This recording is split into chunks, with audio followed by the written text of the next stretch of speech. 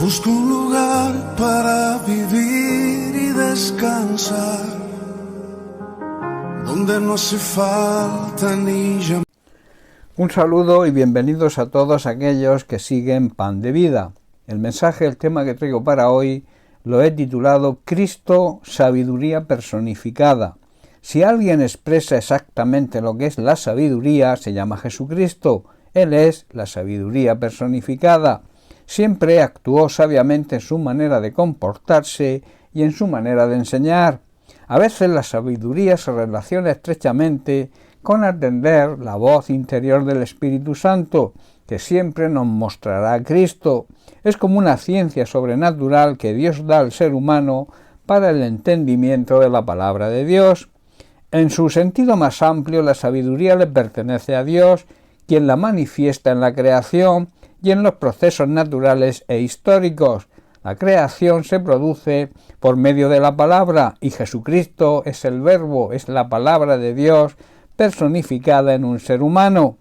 En Proverbios capítulo 3, versículos 19 al 21, Salomón declara lo siguiente: El Señor con sabiduría fundó la tierra, afirmó los cielos con inteligencia.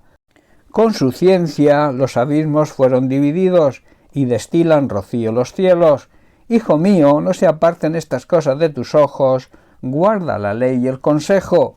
Con la sabiduría de su palabra el Señor fundó la tierra, con entendimiento creó los cielos, y con su conocimiento se abrieron las fuentes profundas de la tierra, e hizo que el rocío se asiente bajo el cielo de la noche.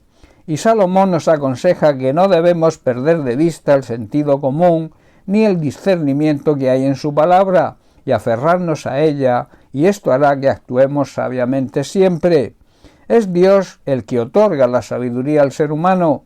El rey Salomón promueve la sabiduría en Israel, de manera que durante su monarquía y su gobierno surgió un grupo de sabios. Estos sabios, en ciertos pasajes, da la impresión de que eran consejeros en la corte real y que estaban asociados con los escribas.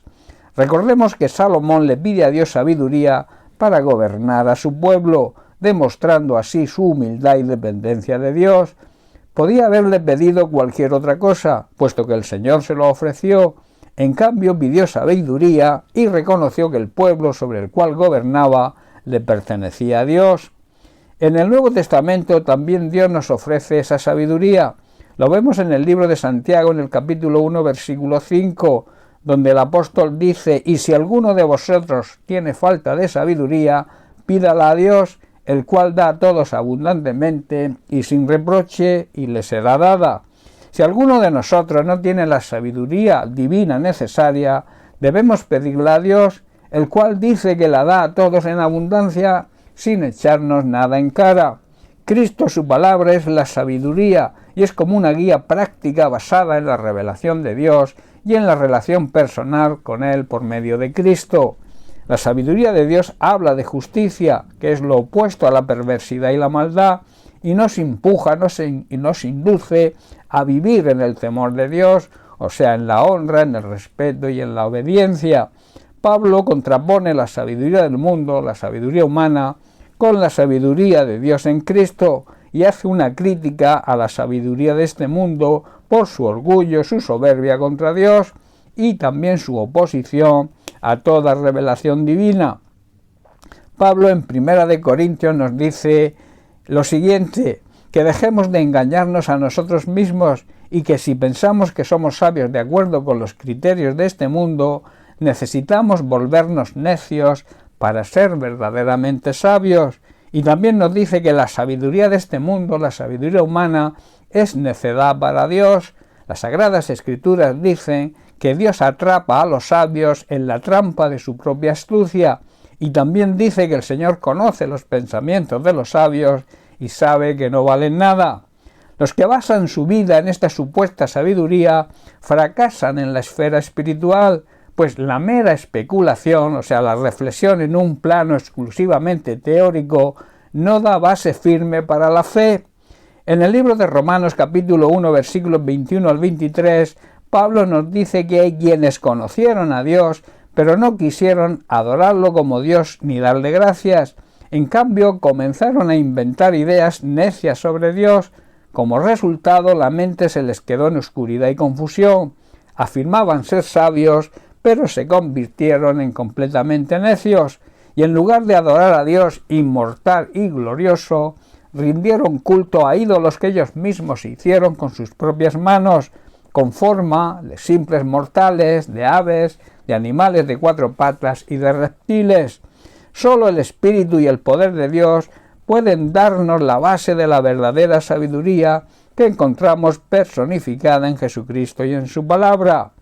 Termino con unas palabras elocuentes del apóstol Pablo en 1 Corintios capítulo 2 versículos 1 al 5, donde Pablo nos habla y nos aconseja sobre la sabiduría divina que debemos aplicar a nuestra vida. Dice así: amados hermanos, la primera vez que los visité no me valí de palabras elevadas ni de sabiduría impresionante para contarles acerca del plan secreto de Dios, pues decidí que mientras estuviera con vosotros olvidaría todo excepto a Jesucristo, el que fue crucificado. Me acerqué a vosotros en debilidad, con timidez y temblor, y mi mensaje y mi predicación fueron muy sencillas. En lugar de usar discursos ingeniosos y persuasivos, confié solamente en el poder del Espíritu Santo. Lo hice así para que vosotros no confiarais en la sabiduría humana, sino en el poder de Dios. Como he dicho, estas son unas palabras muy elocuentes de Pablo sobre la supremacía de la sabiduría divina que encontramos en Jesucristo y en su palabra sobre la sabiduría humana. Bien, pues hasta aquí el mensaje de hoy. Que Dios te bendiga. Un abrazo.